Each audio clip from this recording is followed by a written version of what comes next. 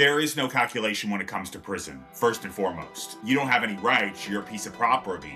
There are those that say that you shouldn't live life with regret. Keep Hustling is about moving forward. They didn't pay me my commissions. As a result, I impulsively chose to try to sell one of their cars. Welcome to Keep Hustling, where we are going past the why to get to the how. I'm your host, the always hustling Aaron Gordon, aka NY Risk Advisor, aka Mr. #Keep Hustling. In this podcast, we will be diving deep into the professional and personal successes of our guests to find out how they hustled through the most difficult times in their life and their development to achieve the success they've gotten to today. So buckle up for what hopes to be an amazing ride. And of course, now and always, keep hustling. Welcome to Keep Hustling with my guest, Matt Melvin. Matt, thank you so much for being here today. Thank you so much for having me on the show. It's a real pleasure. I have a lot to discuss with you. I said I feel like every episode now I'm saying I have no idea where this conversation is going to go, but that's what I love about being able to do this and meeting people from all walks of life and with different backgrounds. I'm going to pause and tell people that if you're looking at this screen right now, I'm going to give some immediate reactions. The bio that you're going to read below, I'm going to ask you to pause, read the bio, and then you're going to look at Matt and you're going to say, holy smokes, there's got to be a story here, because I was not expecting. I'm being honest with you. I'm from New York. Then my risk advisor. You're only going to get honest talk from me. I was not expecting that. So I have a bunch of questions, but I just want to start looking back at, and I want to get into some of the details. Usually I start at the beginning, but I actually want to start at the end here. Looking back at your incredible journey, your bio says things like, terrified and alone, Matthew began his prison term with the best of intentions. You seem like a very intentional person. There seems like in the story, there's a lot of calculation. Now, some of it miscalculation, which we're going to get into.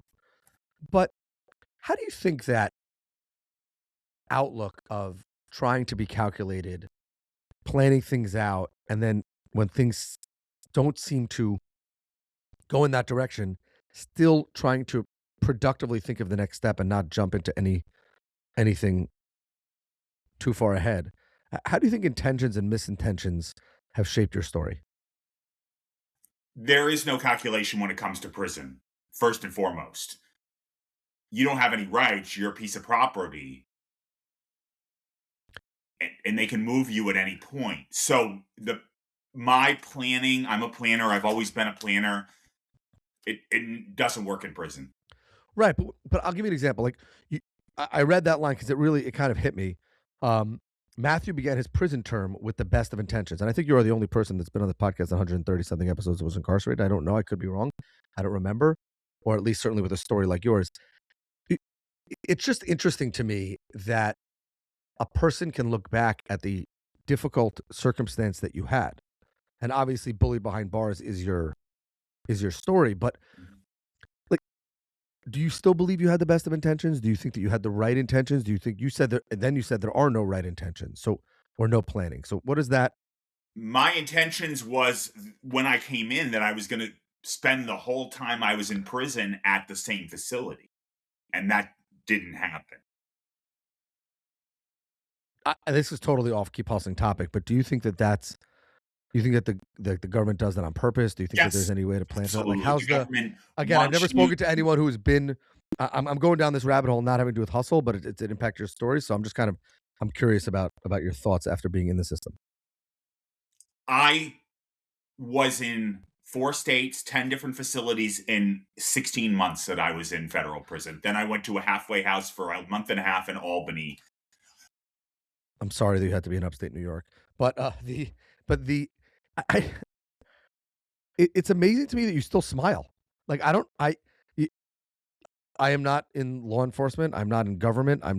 Obviously, I think you'll agree that the laws are there for a reason, and people who break them probably should have some sort of punishment levied towards them. But a theft of a car and 4 different federal prisons don't line up when I'm speaking to you. The theft of a car actually occurred in 2004. And- You know what? Let's pause. Okay. Tell us a story. Take Okay. us there. Take us to right before in 2004.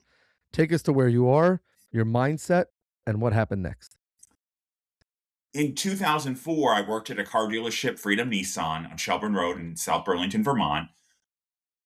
They didn't pay me my commissions. As a result, I impulsively chose to try to sell one of their cars, got caught.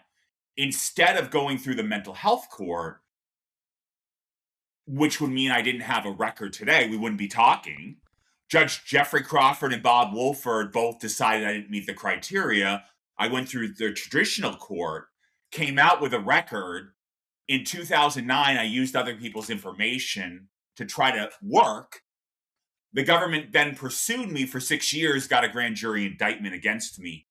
That's when I did the 16 months in federal prison, a month and a half in a halfway house. Got it. So there was the car and then the background check situation. Correct, yes. This is going to sound like a crazy question. Do you regret it? I regret all of it, yes. There are those that say that you shouldn't live life with regret. Keep hustling is about moving forward, taking Right. the next step, moving forward. And again, obviously someone commits a crime, we want them to regret the crime, obviously. That's what I'm saying. I regret stealing the car and allowing my unresolved anger, hate, disappointment, stress, anxiety from other people taking advantage of me for 35 years and not dealing with it properly. That is why I did what I did. If I had dealt with it properly, released that anger and hatred that I had, not been bullied for almost all my life, I think my life may have been different. However, as a result of my federal prison, I now have an amazing testimony to share with the world. I wrote an amazing book, and I now have a amazing relationship with Jesus Christ that if I didn't go to prison, I wouldn't have. You know, I'm reminded when I listen to you.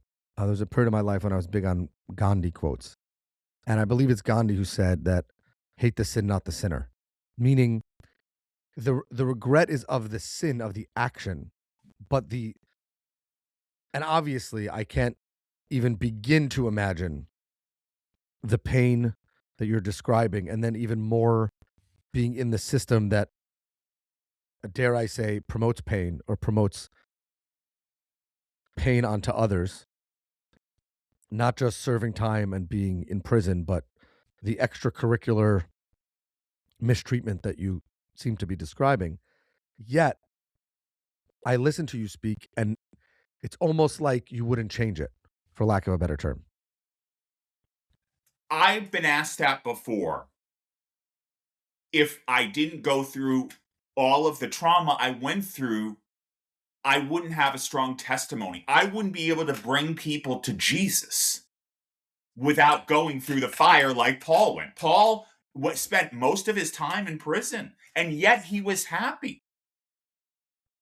Yeah, but And you I weren't. made the most of my time while I was in solitary confinement. Well, the institution may have had my body, they didn't have my mind. I know a lot of people that are allowing other people to live rent free in their head. That's a very interesting perspective. And when we think about the whole idea of keep hustling, it's taking the things that happen to us in life and moving forward with them. Most people would say that being in solitary confinement or going through that circumstance made them crazier. I think we're all a little bit crazy. So that's why I said crazier, because you got to be a little crazy to make it in this world. And yet you're describing just the opposite. You're describing almost like a solace and a peace of mind, not of body. I'm not talking about body, right? You said they may have had my body, but they didn't have my mind. And it's almost like being in that circumstance, you got rid of the people who you let live rent free in your mind.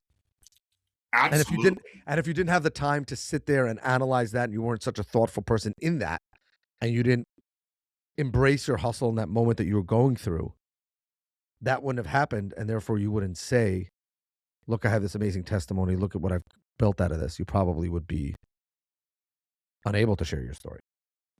There are always two ways to look at a situation. I can look at something as an opportunity or as a challenge. This was an opportunity for me to look at myself, forgive myself, and then forgive others. And until I started forgiving others, I didn't have peace. I didn't have peace for most of my life. Do you think you have peace now or whatever that means? However you I, define it? I am much freer than I've ever been in my life.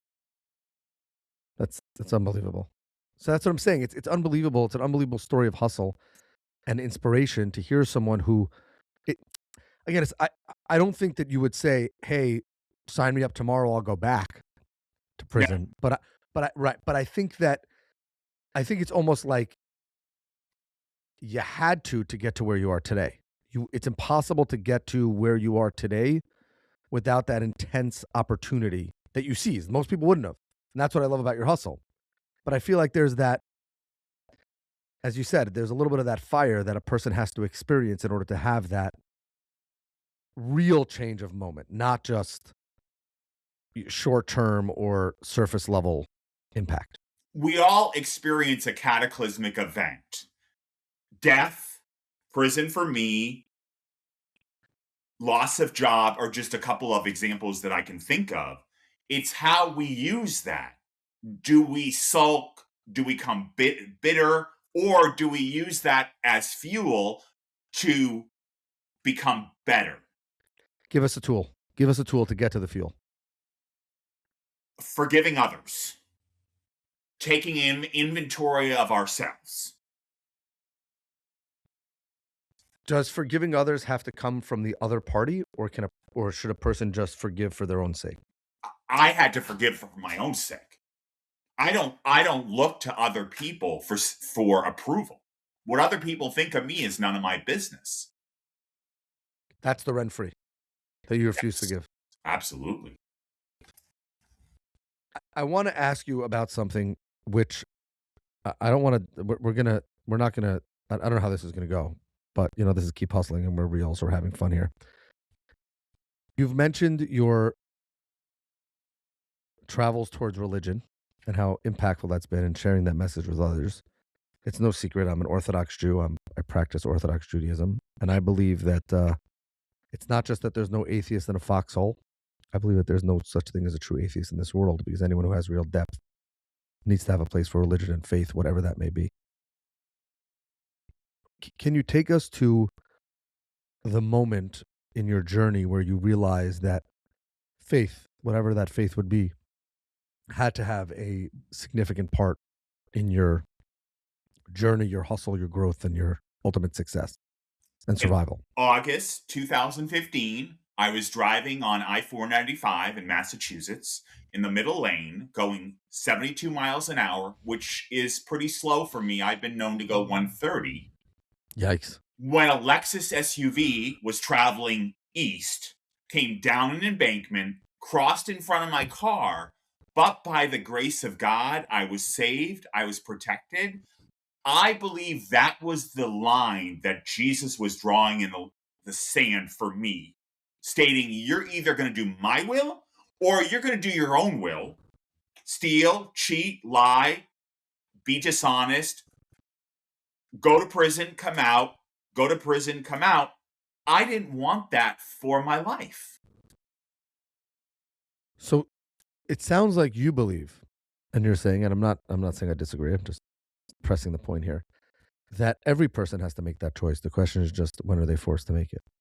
Meaning there is no halfway as it relates to faith and growth and promise.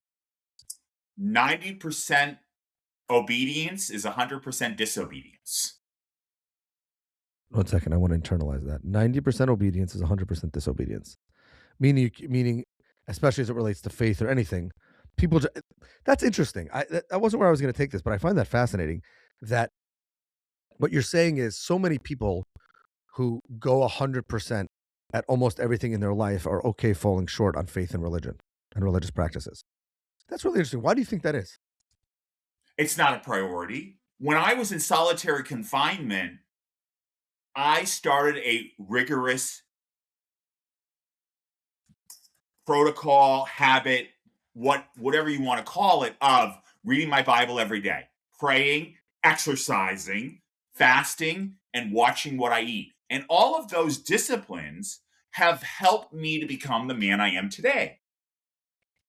It's super. Without having that time to develop that skill and hone it, it didn't start off with an hour, for example, of reading my Bible every day. I started off with 5 minutes, then I moved to 10, 15, 20. It's it's fascinating to me because I just when I'm listening to you speak, I've never had this thought on the religion argument, and that is that people who are the most disciplined should actually have the most faith because that discipline has to should come from rooted somewhere. And yet, very often, people that are the most disciplined, the people who never miss a workout, they never oversleep, they never do things like that, are the people that are the least rigorous as it relates to their faith. So that's super fascinating. I just it's interesting to me because in that moment, you could have said your structure, as you've said already, your structure, your life was determined and controlled by others. What you ate, when you ate, not what you ate off the plate, but what was on the plate in front of you, for lack of a better term. When you ate, when you slept, when you were outside, when you were inside, when you showered, all those kind of things. And yet it was in that environment that you developed the best structure, which has impacted your life the most outside of that environment. No question. And that's most people would have said, forget it. When the light goes on, I'll wake up. And, I'm not going to exercise because I'm just sitting here all day and nobody cares about what I'm doing. And it's almost like I've often quoted on this podcast my fifth grade English teacher, Ms. Ginsburg, the character is when no one's looking, she used to say. And I think that maybe what you're saying is real hustle and real growth is developed and achieved when no one is looking. And in those moments where it is just you. If a tree falls in the woods, does it make a sound? Of course it makes a sound. Jesus is watching us more when we're by ourselves than when we're with others. Because a lot of people are one person by themselves and a very different person when they're around others. But that's because it's easy, right? It's easy around others. So to some extent, but there's more pressure. I would. That's what I'm saying. I mean, it's easier because a person feels like that the facade has to be there, because that's what society expects of them. And it's just so fascinating to me that in those intense moments of solitary confinement, that's where the greatest growth happens. It's almost like contents under diamonds. It takes the most pressure to get the most beautiful diamond.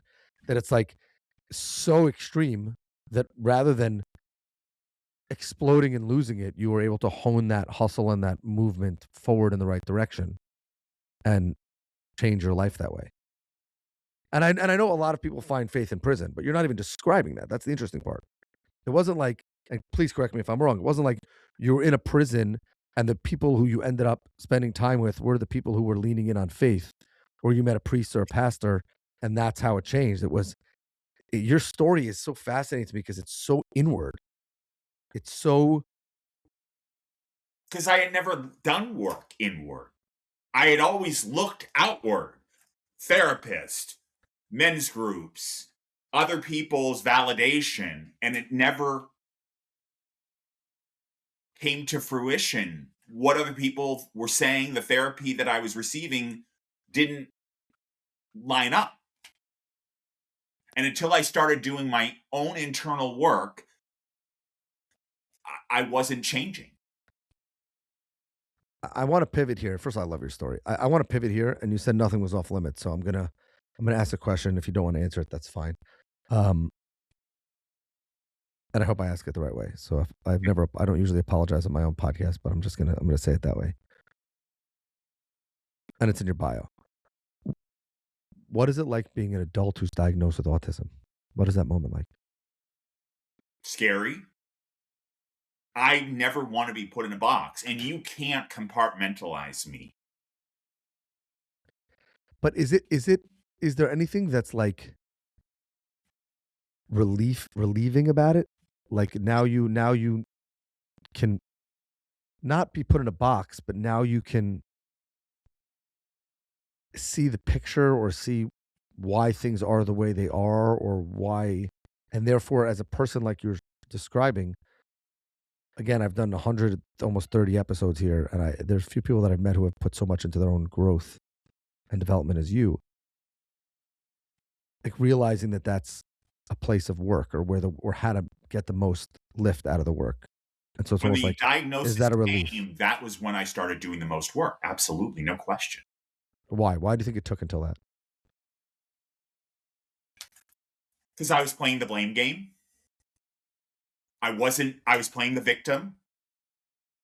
I wasn't taking responsibility for my actions. I was seeing fault in others and not in myself. Can I just say a crazy thought that came to my head? And this is a wild episode. This episode is like no other episode we've ever had on Keep Hustling. So I Never don't a even dull know moment with Matt Melvin. Just exactly. And I appreciate it. I used to have a very, very structured show, and then I've just really just the guests that I'm blessed to speak to, like yourself, has just have helped me grow so much. It's so interesting to me that you have two statements that most people would say were diametrically opposed, and that's it was when you found out that information, you had that diagnosis, which was a somewhat light bulb moment on your life, on everything that had happened before, on the feelings of being bullied and outcast, and everything else that you had described. And please correct me if I say anything that's out of line. And yet it was at that moment where you said so many people blame others. I would say so many people in those moments blame God. The people that, as you said, take shortcuts on faith. But so many people blame God. And yet you leaned into faith and leaned into God. There's something there. in those times that I was in prison, I also went to every single Bible study. Jehovah's Witness, Scientology, Christian Science, all of those cults send in volunteers. I have done my research. I wanted to hear what they were saying because we as faith need to know what other cults are telling people. And when people are in prison, they're missing that love, that father figure. They think that an institution is going to bring them some kind of all the answers, some kind of solution. And sometimes it just complicates things. But until I educated myself on what other cults are telling them, I can't be a good disciple for God. As well as I can't be a good disciple for God if I'm not in my Bible every day. If I'm not practicing what I preach, I'm not doing the work I need to do. And also working on myself. The people that are closest to me in my life are men and women that are working on themselves, that don't think that they have everything figured out. Yeah, isn't it unbelievable that the world is divided into those who actually work on themselves and those people who think that they don't need to work on themselves, and very rarely do the two come together? It is unbelievable. You know, you can always tell if somebody's working on themselves by the conversation you have with them. 100%. I have to ask you this next question, and this may go off the rails. I don't know. I've said that a couple times, and so far we've been pretty good. You used the word cult a few times. I assume that was intentional. When I refer to Scientology, Christian Science, Jehovah's Witness, yes. Interesting. Is there anything you want to say on that? I think before you join an organization, because I've been a part of other men's groups that are cults. And the reason they're cults is because they indoctrinate you and try to convince you that if somebody is not a part of them, then you shouldn't talk to them. They, in Scientology, they call them subverts. So, and you're saying that that is just the antithesis of your worldview, and therefore that's meaning everyone can have their own opinions, feelings, as long as it doesn't negatively impact you or others, and that's where you draw the line of closed-mindedness. As well as individuals that are part of these cults cannot seek out medical help, a therapist, I got it. I understand. anyone that would bring a different, would tell them that what they're doing is not right. In other words, disavowing the organization they're a part of. What do we miss from your story?